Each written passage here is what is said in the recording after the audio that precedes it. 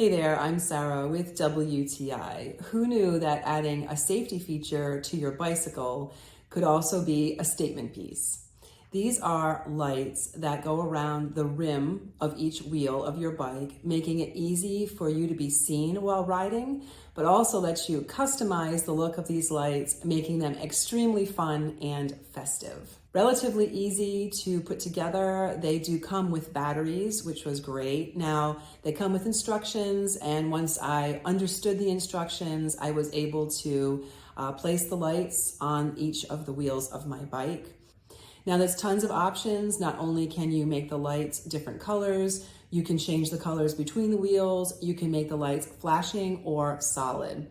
I like the fact that it came with these little caps that you place on each spoke, which helps to secure the lights at the rim.